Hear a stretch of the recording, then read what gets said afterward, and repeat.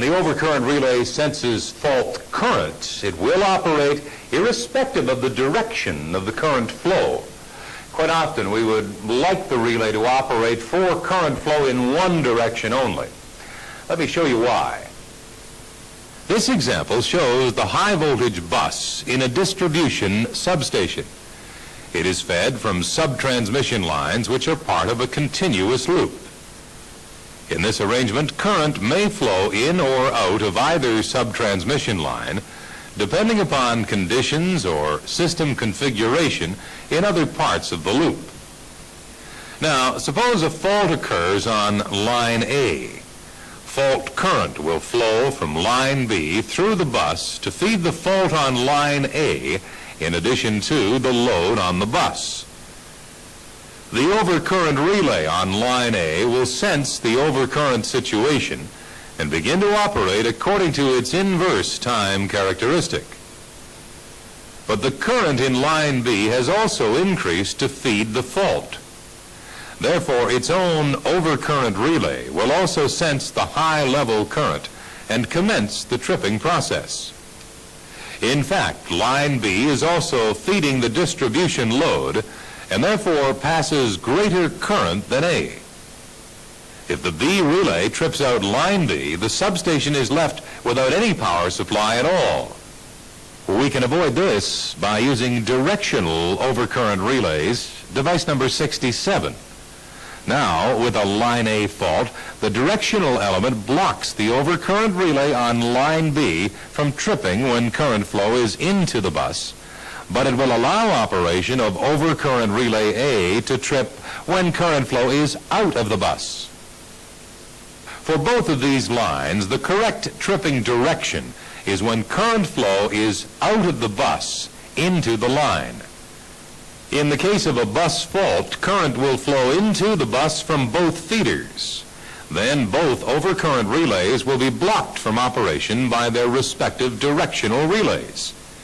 The fault would be cleared by other protection relays tripping out the same breakers, a clear case of zone overlap. The directional element controls tripping by superimposing its operation on that of the overcurrent relay.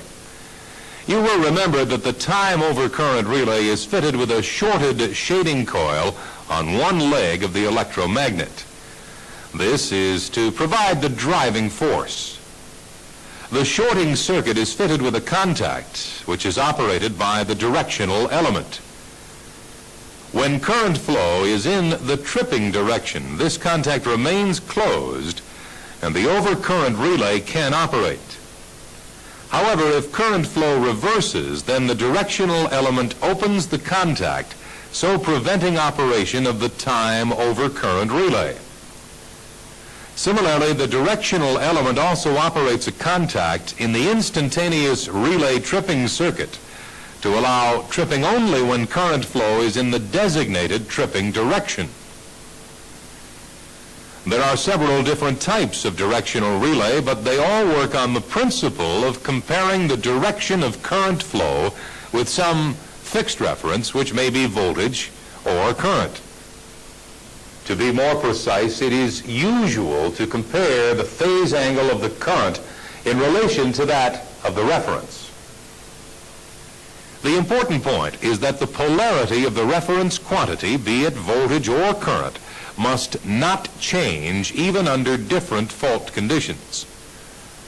For example, if current is used as the polarizing quantity, it can be obtained from a CT located in the grounded neutral of a Y-connected transformer. In this simple arrangement, the directional element receives reference voltage from the VT on the bus.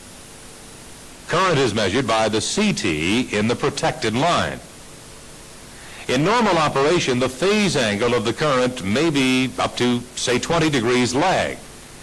But if the direction of current flow reverses, then the phase angle will change by 180 degrees.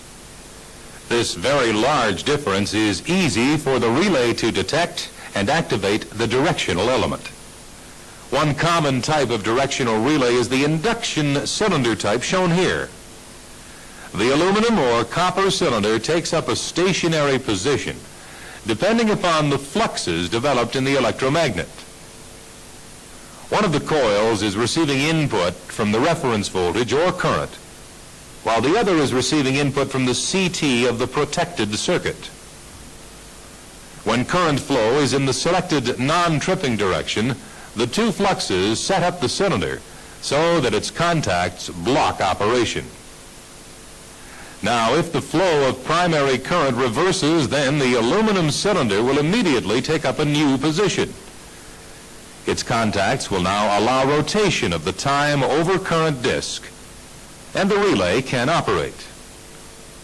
It will also close the permissive contact in the instantaneous relay tripping circuit. This constitutes directional control of the overcurrent relay. Of course, there are various other methods for achieving the same result, but the concept is the same. When current flows in the tripping direction, the directional element allows the overcurrent relay to operate. When current flows in the opposite direction, that is, the non-tripping direction, then the directional relay will prevent operation of the overcurrent relays, both time overcurrent and instantaneous. Obviously, the actual tripping and blocking directions can be reversed by simply changing the polarity of the connections. In this particular relay that we've been looking at, the instantaneous overcurrent element is of a different type to that discussed in the previous segment. It works on the induction cup principle and is in fact quite similar to the directional unit. The secondary current from the CT is passed through these electromagnetic windings. A capacitor is wired into the circuit of one of the coils so as to provide a phase difference between the two fluxes and in turn produce turning motion on the cylinder. The spring restrains movement of the cylinder. However, as soon as the current flowing through the coils increases above the set pickup value, then the induction cylinder will rotate and close its trip contacts.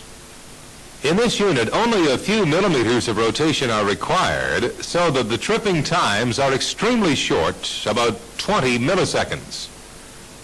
Clearly, the directional element plays a very important part in coordination and selectivity of the system protection schemes.